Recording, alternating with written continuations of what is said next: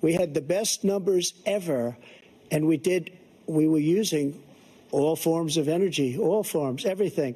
And yet, during my 4 years, I had the best environmental numbers ever. And my top environmental people gave me that statistic just before I walked on the stage, actually. I don't know where the hell he's been. The idea that anything he said is true. I've passed the most extensive climate change legislation in history. We find ourselves, and by the way, black colleges, I came up with $15 billion for HBCUs, historic black universities and colleges, because they don't have the kind of contributors that they have to build these laboratories and the like. Any black student is capable in college of doing any white student can do. They just don't have the money, but now they'll be able to get those jobs in high tech.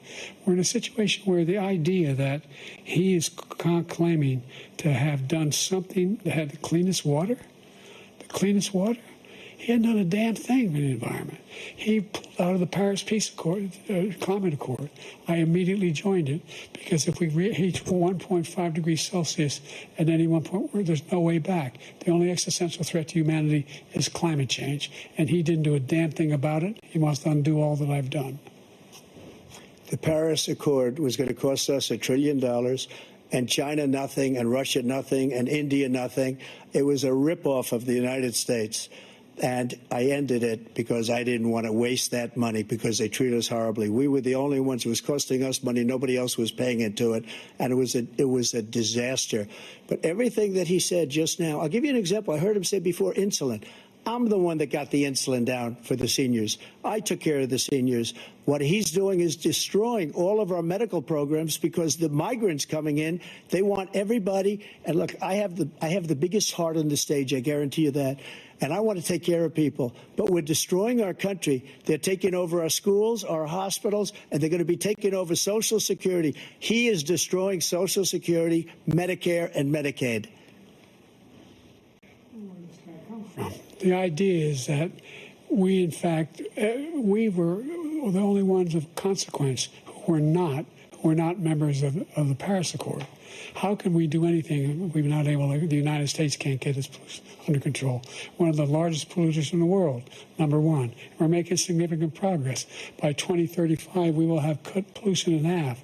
We have made significant progress, and we're continuing to make progress. We set up a climate corps for thousands of young people who will learn how to deal with climate, just like the Peace Corps. And we're moving in directions that are going to significantly change the elements of cause of pollution.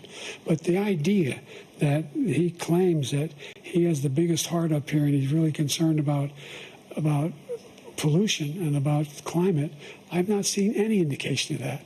And by the way, with regard to prescription drugs, one company agreed that they would reduce the price to $35, which I was calling for, one, voluntarily.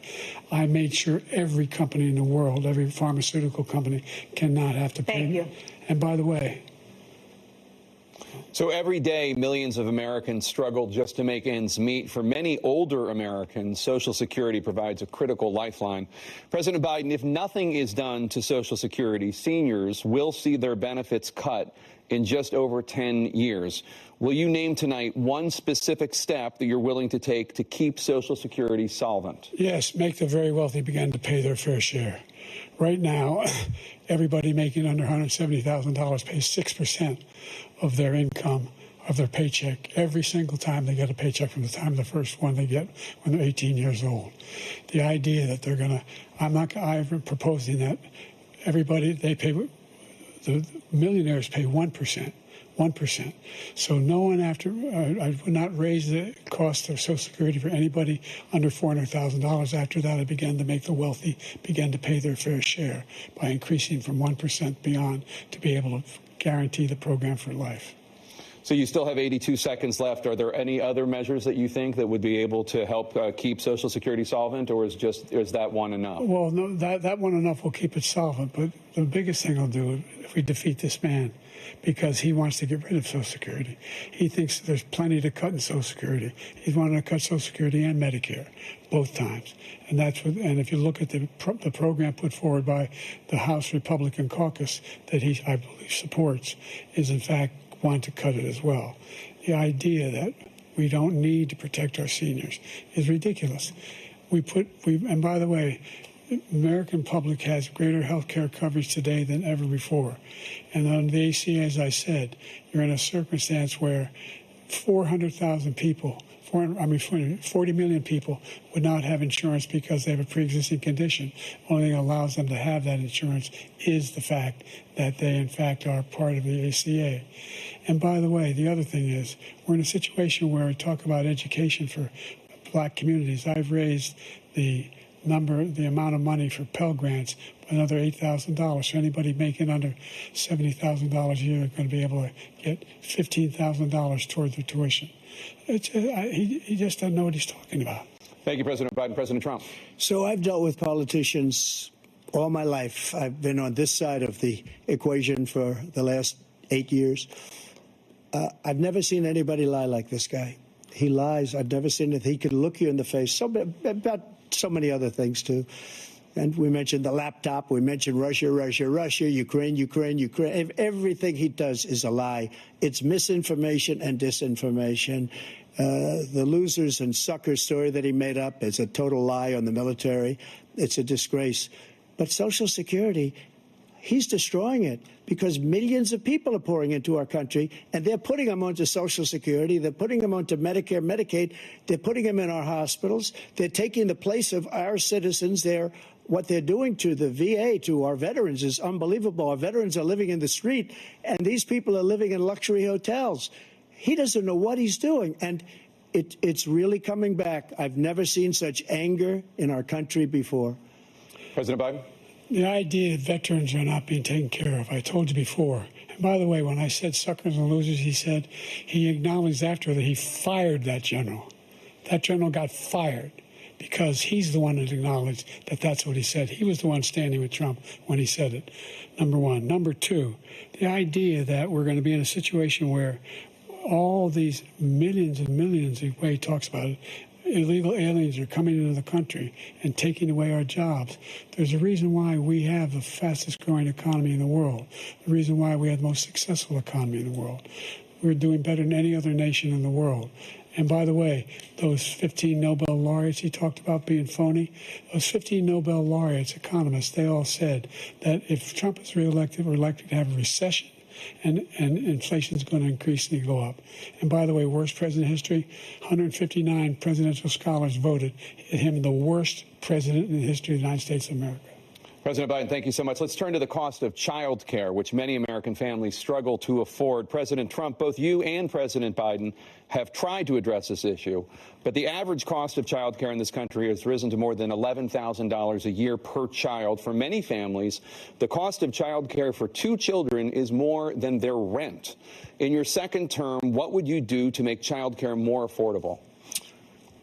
Just to go back, the general got fired because he was no good.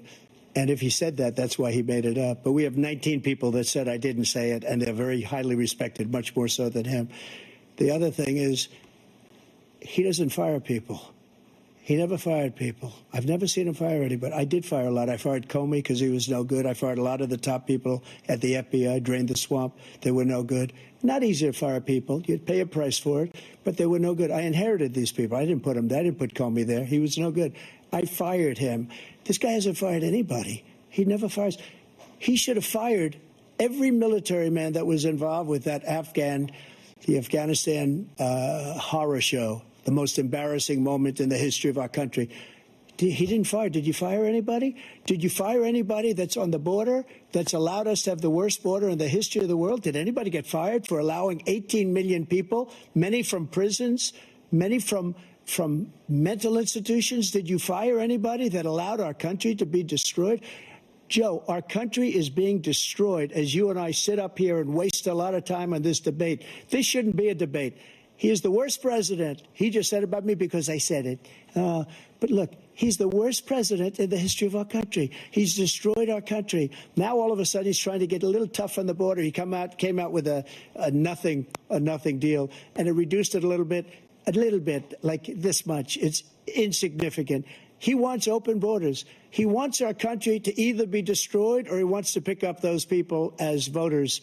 And I don't think we just can't let it happen. If he wins this election, our country doesn't have a chance, not even a chance, of coming out of this rut. We probably won't have a country left anymore. That's how bad it is. He is the worst in history by far. Thank you, President Trump. President Biden? We are the most admired country in the world. We're the United States of America. There's nothing beyond our capacity. We have the finest military in the history of the world, the finest in the history of the world.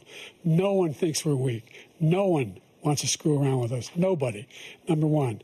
Number two, the idea that we're talking about worse presidents. I wasn't joking. Look it up or go online. 159 or 58, don't hold me the exact number, presidential historians, they've had meetings and they voted who's the worst president in American history. One through best to worst. They said he was the worst in all of American history. That's a fact. That's not conjecture. He can argue they're wrong, but that's what they voted. The idea that he is doing anything to deal with child care, he did virtually nothing to child care. We should significantly increase the child care tax credit. We should significantly increase the availability of women and men or single parents to be able to go back to work.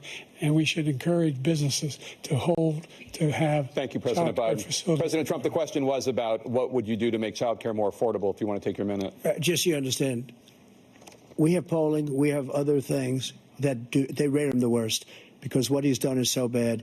And they rate me, I'll show you, I will show you, and they rate me one of the best, okay? And if I'm given another 4 years, I will be the best. I think I'll be the best. Nobody's ever created an economy like us. Nobody ever cut taxes like us. He's the only one I know. He wants to raise your taxes by 4 times. He wants to raise everybody's taxes by 4 times. He wants the Trump tax cuts to expire. So everybody, including the two of you, are going to pay 4 to 5 times. Nobody ever heard of this before. All my life, I'd grow up and I'd see politicians talking about cutting taxes. When we cut taxes, as I said, we did more business. Apple and all these companies, they were bringing money back into our country. The worst president in history by far, and everybody knows it. President Biden? Look, the fact of the matter is that he's dead wrong about, he's increased the tariff, he will increase the taxes on middle-class people. I said I'd never raise a tax on anybody making less than $400,000. I didn't. But this tariff is 10% tariffs. Everything coming into the country, you know what the economists say? That's going to cost the average American $2,500 a year more because they're going to have to pay the difference in food and all the things that are very important. Number two, he's in a situation where he talks about how he has not raised, he's somehow helped the middle class. The middle class have been devastated by you. Now you want a new tax cut of $5 trillion over the next 10 years, which is going to fundamentally bankrupt the country. You had the largest deficit of any president in American history, number one. Number two, you have not, in fact, made any contact, any progress with China.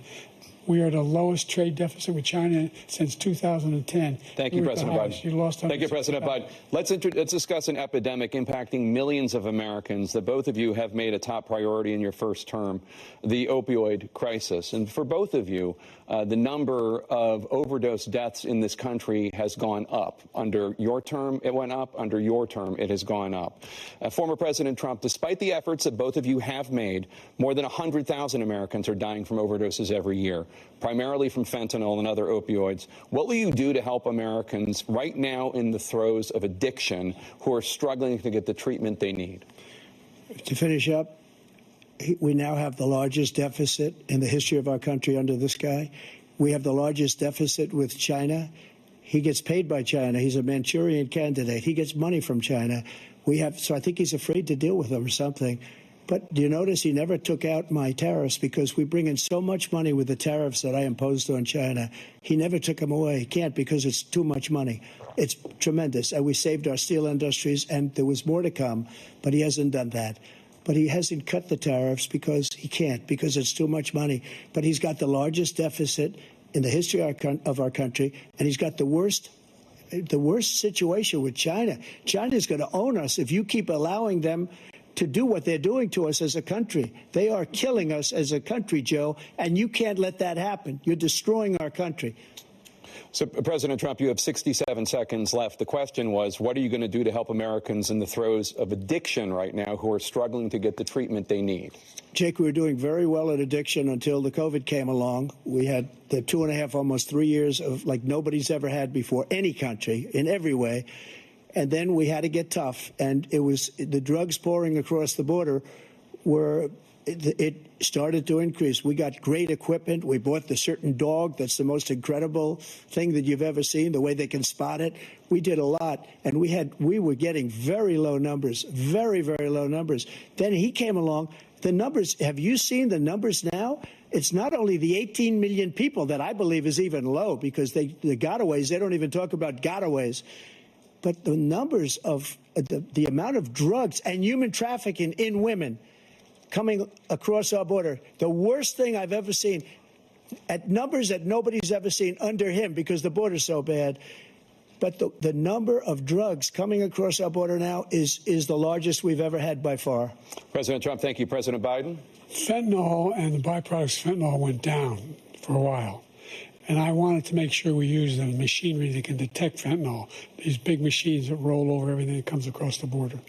And it costs a lot of money. That was part of this deal we put together, this bipartisan deal.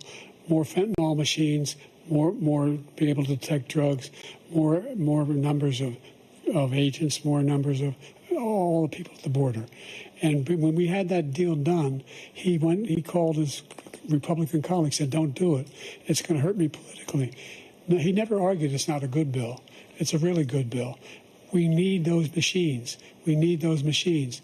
And we're coming down very hard in every country in Asia in terms of precursors for fentanyl. And Mexico is working with us to make sure they don't have the technology to be able to put it together. That's what we have to do. We need those machines. Thank you, President Biden. President Trump, and again, the question is about Americans in the throes of addiction right now struggling to get the treatment they need. Well, because this does pertain to it. He ended Remain in Mexico. He ended catch and release. I made it catch and release in Mexico, not catch and release here. We had so many things that we had done, hard negotiations with Mexico, and I got it all for nothing. It's just like when you have a hostage. We always pay $6 billion for a hostage. Every time we say a hostage. Now we have a hostage, a Wall Street Journal reporter, I think a good guy, and he's over there because Putin is laughing at this guy, probably asking for billions of dollars for the reporter. I will have him out very quickly as soon as I take office. Before I take office, I said by literally as soon as I win the election, I will have that reporter out. He should have had him out a long time ago, but Putin's probably asking for billions and billions of dollars because this guy pays it every time. We had 2 cases where we paid $6 billion for 5 people. I got 58 people out, and I paid essentially nothing. Thank you, President Trump. Dana? Let's turn to concerns that voters have about each of you. President Biden, you would be 86 at the end of your second term. How do you address concerns about your capability to handle the toughest job in the world well into your 80s? Well, first of all, I spent half my career being criticized as being the youngest person in politics. I was the second youngest person ever elected to the United States Senate, and now I'm the oldest. This guy's 3 years younger and a lot less competent. I think that just look at the record. Look at what I've done. Look how I've turned around the horrible situation he left me. As I said, 15 million new jobs, 800,000 manufacturing jobs, more investment in America, over billions of dollars in private investment in enterprises that we are growing. By the way, we brought off a lot of people. The whole idea of computer chips. We used to have 40% of the market. We invented those chips, and we lost it because he was sending people to find the cheapest jobs overseas and to bring home a product. So I went to South Korea. I convinced Samsung to invest billions of dollars here in the United States. And guess what? Those fabs, they call to build these chips, those fabs pay over $100,000. You don't need a college degree for them. And there's billions, about $40 billion already being invested and being built right now in the United States, creating significant jobs for Americans from all over the world. President Biden, you have 40 seconds left. Would you like to add anything? Yeah, I would. The idea that somehow we are this failing country.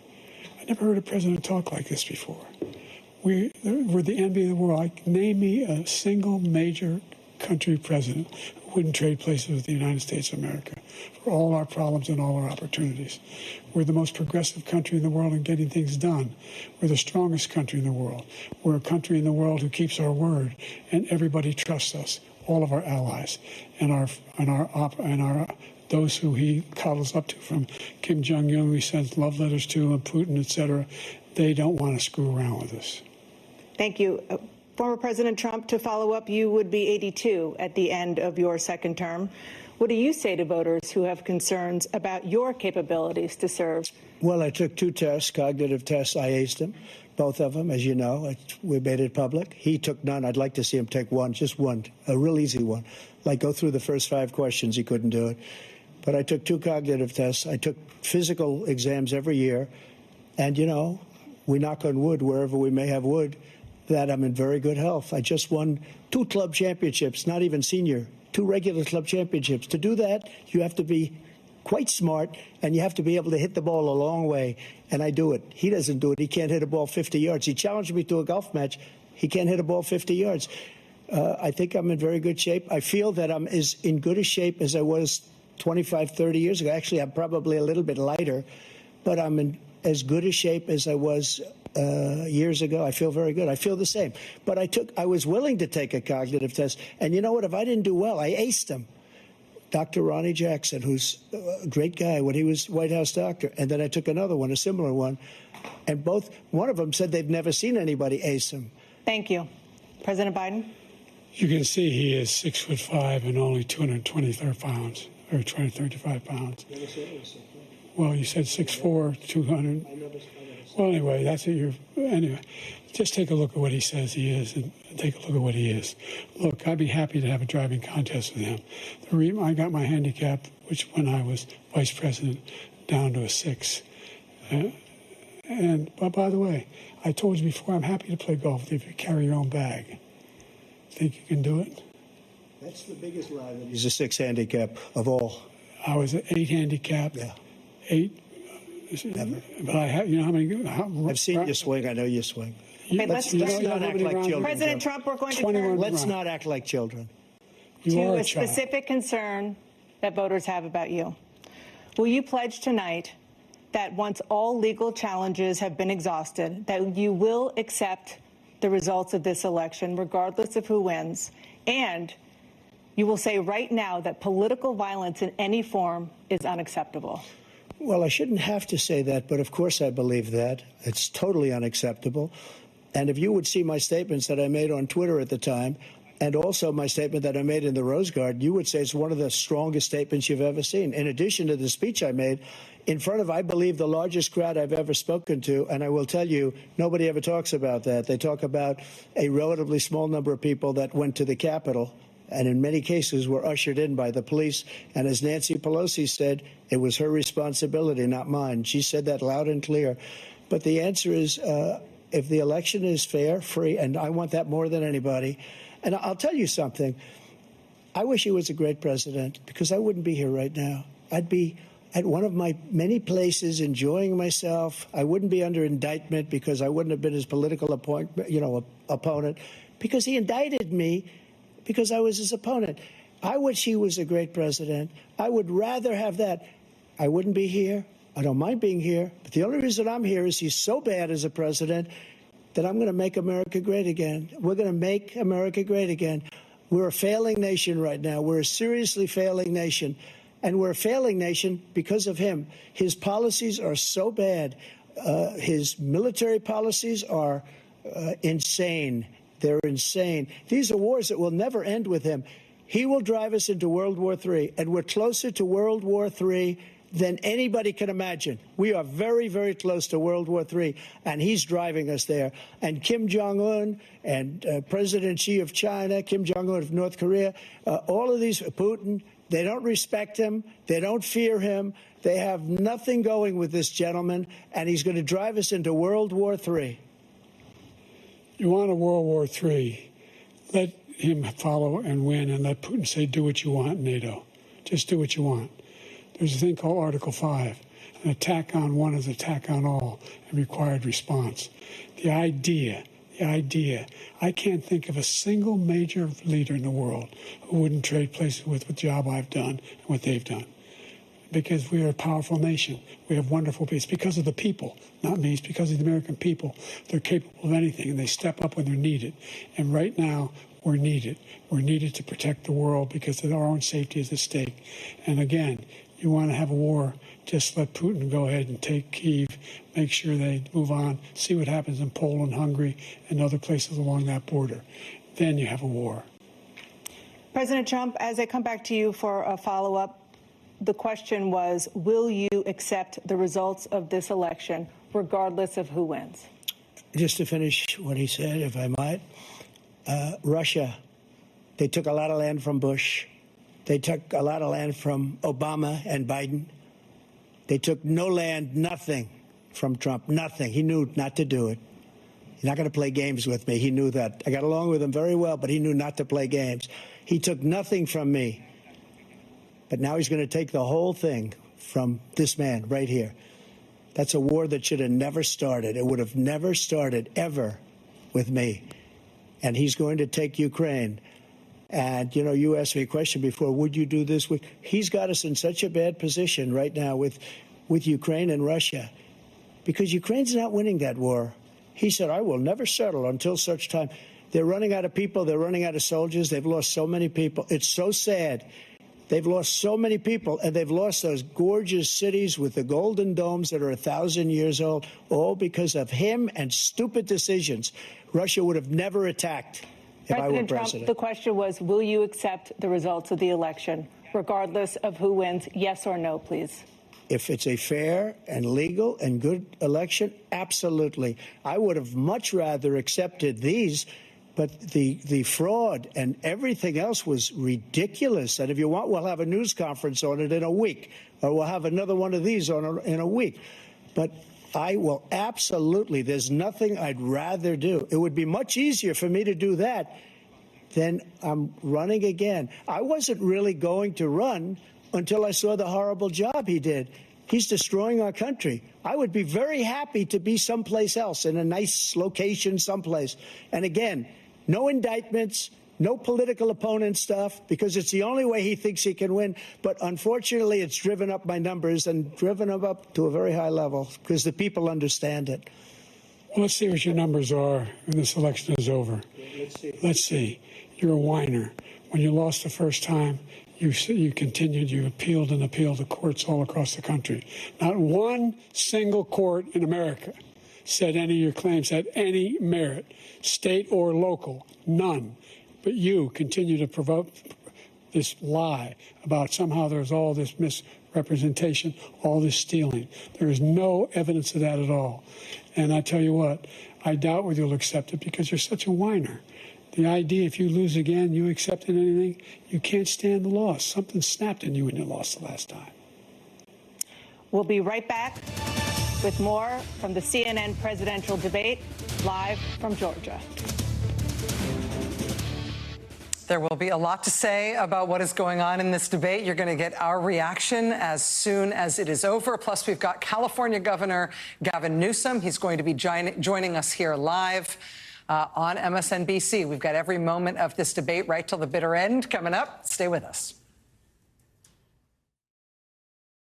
A bend with a bump in your erection might be painful, embarrassing, difficult to talk about, and could be Peyronie's disease or PD, a real medical condition that urologists can diagnose and have been treating for more than 8 years with Xiaflex, the only FDA-approved non-surgical treatment for appropriate men with PD. Along with daily gentle penile stretching and straightening exercises, Xiaflex has been proven to help gradually reduce the bend. Don't receive if the treatment area involves your urethra or if you're allergic to any of the ingredients. May cause serious side effects, including penile fracture or other serious injury during an erection, and severe allergic reactions, including anaphylaxis. Seek help if you have any of these symptoms. Do not have any sexual activity during and for at least 4 weeks after each treatment cycle. Sudden back pain reactions and fainting can happen after treatment. Tell your doctor if you have a bleeding condition or take blood thinners, as risk of bleeding or bruising at the treatment site is increased. Join the tens of thousands of men who've been prescribed Xiaflex. Make an appointment with a Xiaflex-trained urologist. Visit bentcarrot.com to find one today.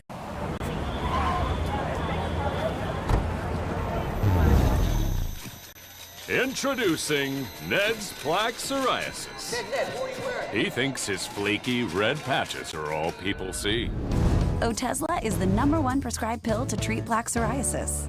Dad? Otezla can help you get clearer skin and reduce itching and flaking, with no routine blood tests required. Doctors have been prescribing Otezla for over a decade. Otezla is also approved to treat psoriatic arthritis. Don't use Otezla if you're allergic to it. Serious allergic reactions can happen. Otezla may cause severe diarrhea, nausea, or vomiting. Some people taking Otezla had depression, suicidal thoughts, or weight loss. Upper respiratory tract infection and headache may occur. With clear skin, movie night is a groovy night. Live in the moment. Ask your doctor about Otezla. This summer,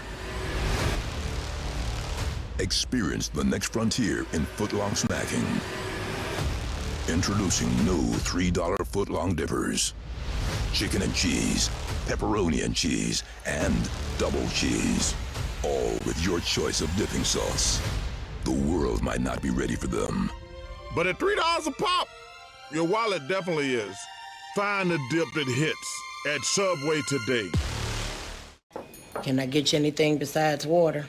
I'm trying to cut sugar. Just add crayon. Oh. Tastes great, but 0 sugar.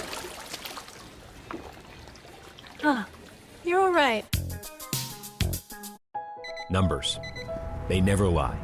You can add them, subtract them, multiply, or divide them, and they tell it like it is, whether you like it or not.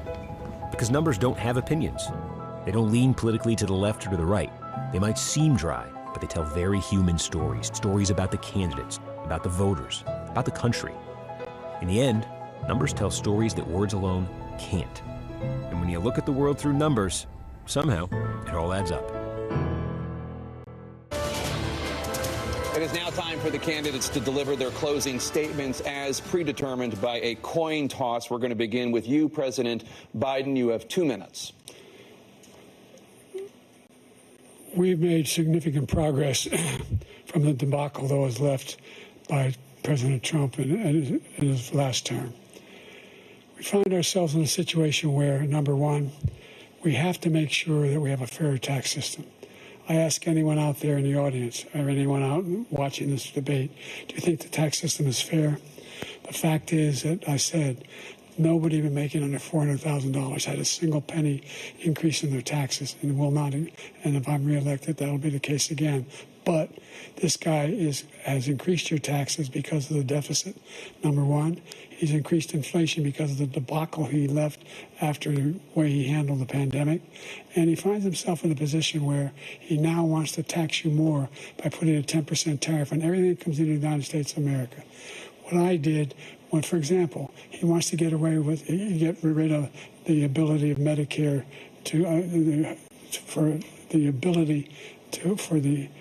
us to be able to negotiate drug prices with the big pharma companies. Well, guess what?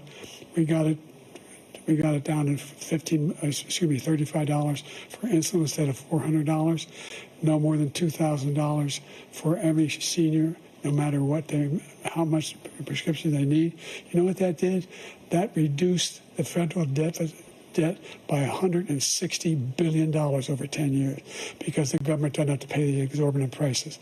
I'm going to make that available to every senior all along, it's happening now, and everybody in America. He wants to get rid of that. I'm going to make sure that we have child care. We're going to significantly increase the credit people have for child care. I'm going to make sure we do something about what we're doing on lead pipes and all the things that are causing health problems for people across the country. We're going to continue to fight to bring down inflation and give people a break. Thank you, President Biden. President Trump, you now have 2 minutes for your closing statement. Like so many politicians, this man is just a complainer. He said, we want to do this, we want to do that, we want to get rid of this tax, that tax. But he doesn't do anything. All he does is make our country unsafe by allowing millions and millions of people to pour in. Our military doesn't respect him. We look like fools in Afghanistan. We didn't stop Israel, it was such a horrible thing that would have never happened. It should have never happened. Iran was broke. Anybody that did business with Iran, including China, they couldn't do business with the United States. They all passed. Iran was broke. They had no money for Hamas or Hezbollah, for terror, no money whatsoever. Again, Ukraine should have never happened. He talks about all this stuff, but he didn't do it. For 3.5 years, we're living in hell. We have the Palestinians and we have everybody else rioting all over the place. You talk about Charlottesville. This is 100 times Charlottesville, 1,000 times. The whole country is exploding because of you, because they don't respect you, and they have to respect their president, and they don't respect you throughout the world. What we did was incredible. We rebuilt the military. We got the largest tax cut in history, the largest regulation cut in history. The reason he's got jobs is because I cut the regulations that gave jobs, but he's putting a lot of those regulations back on. All of the things that we've done, nobody's never seen anything like, even from a medical standpoint, right to try, where we can try space-age materials instead of going to Asia or going to Europe and trying to get, when you're terminally ill, now you can go and you can get something. You sign a document. They've been trying to get it for 42 years. But you know what we did for the military was incredible. Choice for our soldiers, where our soldiers, instead of waiting for 3 months to see a doctor, can go out and get themselves fixed up and readied up and take care of themselves, and they're living. And that's why I had the highest approval rating in the history of the VA. So all of these things, we're in a failing nation, but it's not going to be failing anymore. We're going to make it great again. Thank you, former President Trump, President Biden. Stay with us because we have full analysis of this debate. Anderson Cooper and Aaron Burnett starts now on CNN.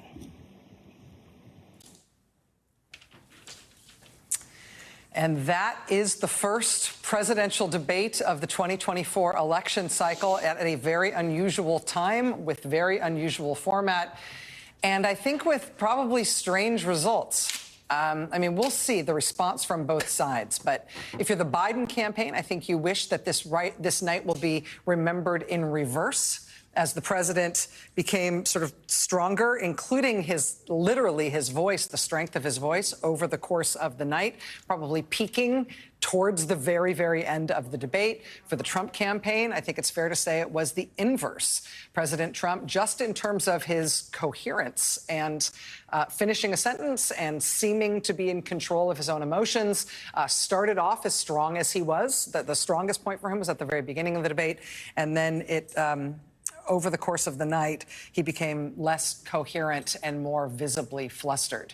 I don't think either of these campaigns, either of these candidates is going to feel like this was a shining moment for them. But I think that first initial impression, Nicole, of President Biden walking out and his voice being very hard to hear. It's hard to tell what he was saying because his voice was so weak, and his halting delivery in his first couple of answers has got to have put a shock into the campaign, at least at the start, before he started to get stronger. Yeah, I mean, I was on the phones for some of it after that became clear, and there is a conversation happening inside Biden's circle, and certainly a much more frank conversation happening inside the Democratic coalition. And I think there will be stories of a lot of concern about the performance tonight. And I think when you say conversations happening, what do you mean? I think people are talking. I think the conversations range from whether he should be in this race tomorrow morning to what was wrong with him. I mean, he has a cold that came out. Our own Kelly O'Donnell reported that a few minutes in. But exactly what you articulated. Negative COVID test, but a cold. Right. So those things were, I mean, the reason reporters were reporting on the cold was because of what you articulated. I mean, the voice was very, very soft. It wasn't the Joe Biden performance of the State of the Union. It wasn't seizing a moment to get on the offensive on immigration. It wasn't Joe Biden on the offensive on January 6th. It wasn't Joe Biden on the offensive on abortion, his two, shining issues. It was exactly what Chris Hayes predicted. It was Trump moderating not just tonally, but sounding less crazy as he lied as often as he breathed. The debate moderators did not fact check one thing, but they did give Joe Biden time to fact check, and he didn't do much of that either. It is not our job to tell people what to see and hear, but I think what I heard from a Biden aide is we can't necessarily spin too much what people did see and hear. Joy? Yeah, I can relate to having a cold. I have a negative COVID test and a slight cold as well. So I understand not feeling well. And, you know, obviously Joe Biden comes in with certain deficits. He has a stutter. You know, it is more difficult for him to communicate for that reason. So there's a lot to mitigate the way that he speaks, and you can understand it. And we've observed him for a long time. That said, I, too, was on the phone throughout much of the debate with Obama world people, with Democrats, with people who are political operatives, with campaign operatives. My phone really never stopped buzzing throughout. And the universal reaction was somewhere approaching panic. The people who were texting with me were very concerned about President Biden seeming extremely feeble, seeming extremely weak. And you know, I'll just reiterate what I said earlier. President Biden had one job tonight, and it was one primary job. And yes, it was to litigate Donald Trump's, you know, criminality and all of those things. But he had to settle his own party. He needed to settle Democrats. Democrats, you know, they always talk about Democrats are bedwetters and Democrats are always panicking. Yes, Democrats are always panicking. They're always scared, right? They're always thinking they're going to lose. Like, Democrats are very pessimistic. This is just neurotic. Who they are. They're neurotic. But Joe Biden's job was to reassure them tonight. His job was to calm his party, to make them feel that, yes, I can do this. I have 4 more years in me. I have the ability and the stamina and the strength to do 4 more years. He did not do that. He did the opposite of that. He made them more panicked. The people who were texting me were even more panicked. They actually expected it to be better than it was. And now they're in I won't say a full-fledged panic, but it's getting there. And are people that you're talking to who are expressing these concerns, are these people who are involved in Democratic politics, or are these liberals watching TV? These are not liberals watching TV. These are campaign people. These are people who are either Democratic operatives. These are people who are former, you know, sort of Obama world administration people. These are people who are in the business. Okay. So the civilians are also panicking. They're also texting me, but I was trying to kind of ignore the civilians and really talk to the campaign folks. People are, they're worried. And there is, you know, it's not a full drumbeat yet, but there is talk of, look, here's the thing. I know a lot of politicians. I just happen to know a lot of them at a lot of levels.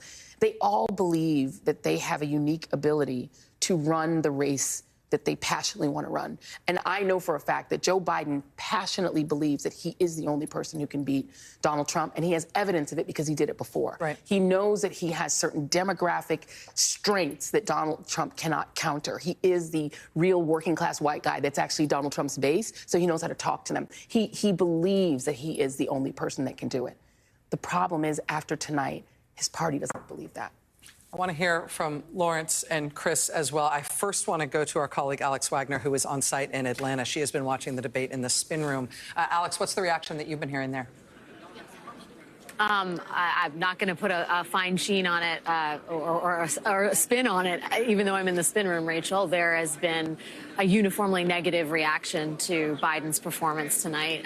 Surely, as you know, Joy said, this was about revealing who Donald Trump was, but it was also Joe Biden battling a caricature of himself as an enfeebled person, an impression that Trump has been eager to convey to the country. And he did nothing to disabuse, I think, the country of the notion that he is very old and was lost frequently in that debate. I mean, on answers that should have been, to put it bluntly, a layup for him, whether it was abortion or the attack on abortion medication. His answers were rambling and incoherent. He turned a response on abortion into a mention of migrant killing. I mean, this is a person that clearly was over-prepared and had a lot of different points that were sort of swimming around in his head. And as a result, it felt like the answers that were legible, if you will, were not nearly delivered with the force and the clarity that they should have been. And I will say Donald Trump was in some ways the most Trumpy he has been lately, full of lies and misinformation. But it was almost an afterthought. I think the press that I've spoken with and the sort of the focus in this room is just, the Biden campaign wanted this debate. This was their idea.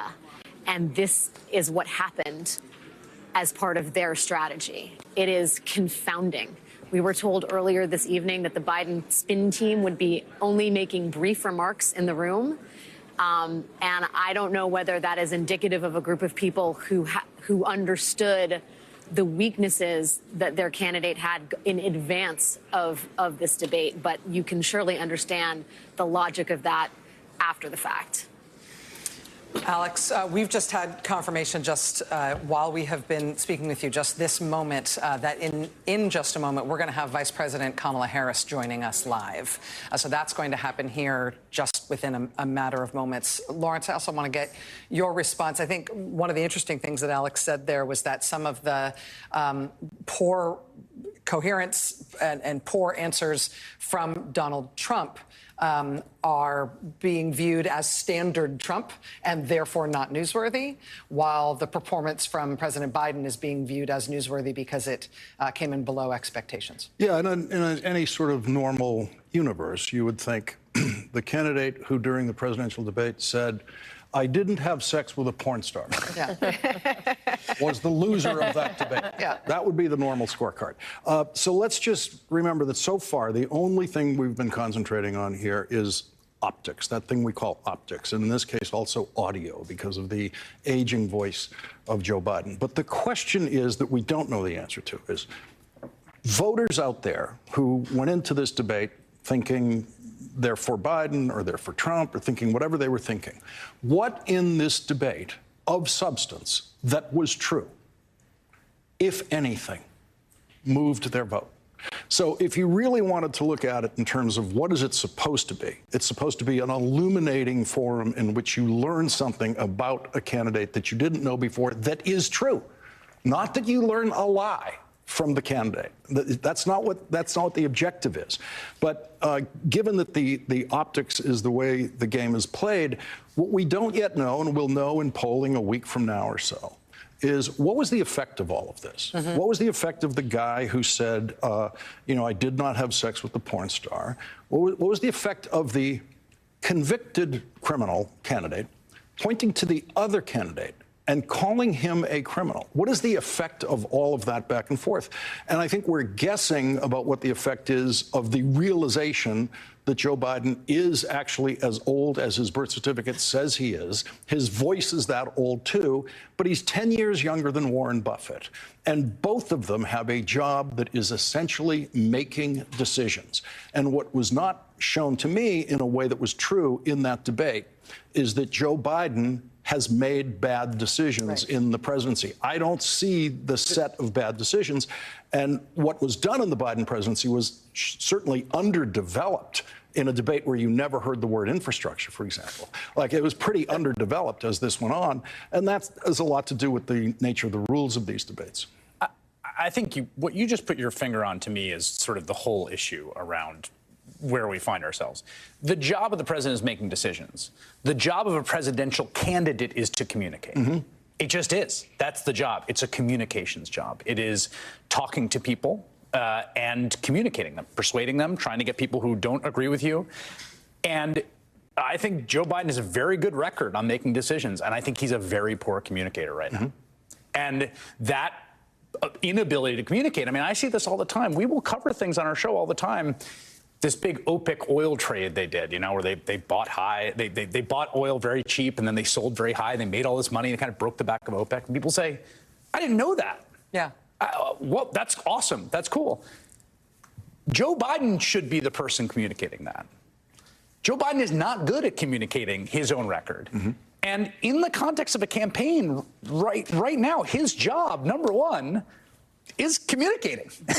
So that, and I don't disagree with you. I mean, I think you're right about the decision making. But I think the reason that there is all this, anxiety and all this stuff is because ultimately, and particularly in the television age, a lot of the presidency is communicating, but particularly when you're running for re-election, when it is the thing that is the most important thing. But there's another job of the and this is even pre the television era. There's a reason that FDR was never shown in his wheelchair. There's a reason that John F. Kennedy pretended to be a vigorous man when he was certainly not. And Kennedy accelerated it, and I think Reagan super accelerated it because he was an actor and he was a Hollywood figure. And it's only gotten more intense until we got to President Obama, who like became popular partly because like rap artists were like taking his speeches and turning them into like hit music video. Like it's accelerated, but it was even true during the Roosevelt era. The president is an avatar for the American people. Right. And the American people have a very high opinion of themselves. The American people think of themselves, this country invented the concept of the superhero for a reason. Because the American people think we're Captain America. They think we're strong, they think we're robust, and they want their president to look that way. If William Howard Taft had lived in an era where they saw pictures of the president, he wouldn't have been the president. Americans want the president to represent them in the world in a certain way that has vigor, that has strength. Al Gore was a brilliant man, an excellent decision maker, made excellent decisions as vice president. Americans didn't care. They wanted the guy they thought was cooler. That's just real talk about Americans and about American voters. And so to your point, Joe Biden, yes, you can look at his record, and it is factually one of the best records of any modern president. It is a top 10 president's record. But you can't become president again when America looks at you and that avatar to them looks broken. Well, let's not pretend this is a good thing. Right. Let's just remember that what's happened here is imagery has taken control of the way we see presidential campaigns. Yes. FDR could not possibly have survived a debate like this at any time, and he was arguably our best president. Could not possibly have done it. He was in much worse physical shape in his last presidential campaign and was in effect much older because he turns out he was in the last year of his life in his last presidential campaign, which he won. But we don't have a better government because we've turned to the most superficial components of politics to decide our candidates. If we did that in the 1940s, FDR would not have been president, and, you know, good luck with World War II. Can I say one more very quick thing, which is just the John Fetterman debate in Pennsylvania, which I think is quite relevant. After he had the stroke, he had the debate. He had a really hard time communicating. The man was recuperating from a stroke. There was a sense, people watching it being like, this is a disaster for the Fetterman campaign. That was universally the judgment of people, and not wrongly. I mean, the man was dealing with speech issues after stroke. Polling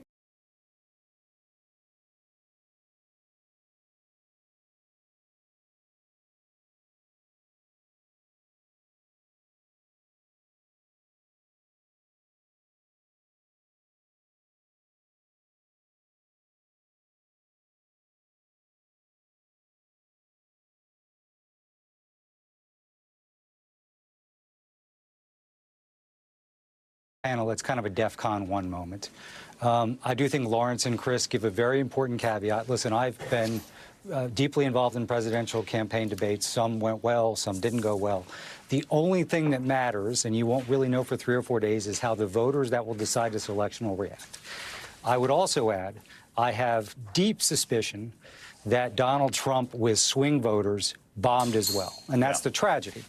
Because I think Joe Biden, the biggest thing in this election is voters' concerns, and it's both swing voters and base voters with his age, and those were compounded tonight. So what the campaign's going to do is try and run ads. Biden will go out tomorrow and the next day be aggressive. I mean, it wasn't just his craziness and his lies, although that was apparent in every question. Like, Donald Trump wouldn't even answer questions about child care or the opioid crisis. You know, talk about someone who's consumed with himself, which is what the message the Biden campaign wanted to land. But the concern level is quite high. This is a race that, it reminds me a little bit of 2012, but in reverse. We had a small but significantly important lead in battleground states. We had a really bad first debate. Race tightened, but we're okay. Biden is behind narrowly right now. He's the one that has to change the equation here. And the biggest barrier that's keeping his ceiling too low is concerns about age. And I think that's the tragedy, because I think Trump had so many openings that you could have just scissored him up on tonight. And Biden did have a couple of good moments, but I think at the end of the day, the overwhelming reaction, again, it doesn't matter, quite frankly, what people like us say. Right. It's what voters say, and if they were already concerned about is he up for it, and the way I think about it is, sadly, this really pains me to say this, they're 3 years apart. They seemed about 30 years apart tonight, and I think that's going to be the thing that voters really wrestle with coming out of this. And David, in terms of people in Democratic politics and people who are have the kind of influence that donors have in Democratic politics, which is, you know, there's a PhD thesis to be done right there, even in the premise of this question. What kind of reactions are you hearing in terms of what changes they want to see, what sort of reaction they want to see from Team Biden in response to what happened tonight? Well, Rachel, I mean, there's really only two scenarios. One, which is not going to happen, would be Joe Biden decides to step down, and we have a fascinating 7-week campaign to get the support of delegates in Chicago. The only other option is somehow to right the ship here. Now, I'm not sure whether Trump will debate again. It's fascinating. He may think this one will for him. He wants another one. You could certainly see him saying, I'm done. I'm not going to do this again. So that is a huge question mark because Biden needs that next debate now. But all you can do if you're a Democrat is ask yourself what I can do, which is, yeah, we missed an opportunity here tonight, a significant opportunity, but it's still a close race, and you're running against Donald Trump. And again, I think this will come out. But, you know, I've talked to people who are doing dial groups and focus groups with swing voters. And as much as they were concerned about Biden's performance, and they were, you know, they weren't. No one was saying, "I'm really excited about Donald Trump coming back to the presidency." He reconfirmed all the reasons they voted against him in 2020. And again, I look at that as a huge missed opportunity because he really provided a lot of openings, I think, for Biden or any candidate to really exacerbate that. So I think Democrats will spend 24, 48, 72 hours, you know, in some state of crisis. But then we have to find a way forward. But you know, this was obviously a significant moment. It's the most important 90 minutes of the campaign, and therefore was a missed opportunity. David Plouffe, thank you. I know you're going to be continuing to talk to people in Democratic politics over the course of the night. We'll bring you back as you learn more. We appreciate it. It is 11 p.m. on the East Coast right now. It's 8 p.m. on the West Coast. If you are watching continuing live coverage here on MSNBC of tonight's presidential debate between President Joe Biden and former President Donald Trump. We said it would be a debate unlike any other. It certainly was that. In this first ever TV debate between a sitting president and a former president, the sitting president, Joe Biden, came out of the gate with an unexpectedly weak voice, a voice that at times made what he was saying hard to discern. The campaign said it was the result of a cold, but he did seem to sort of falter several times early on in terms of trying to speak in a way that could be heard and in terms of trying to speak to time as those red lights, flashing red lights and solid red lights came on to stop him as the rules of the debate indicated 2-minute and 1-minute. 2-minute and 1-minute segments. This is actually a live shot that we've got right here. President Biden and First Lady Jill Biden walking out on stage. This is at a watch party in Atlanta. You might have noticed at the very, very end of the debate, as soon as the moderators said goodnight, boom, we lost the shot. And so we didn't get to see President Biden's wife, the First Lady, or anybody else walking out on stage. We didn't get to see what the candidates did after. They have now left the venue and have gone to this watch party event, President Biden and First Lady Jill Biden speaking to the room.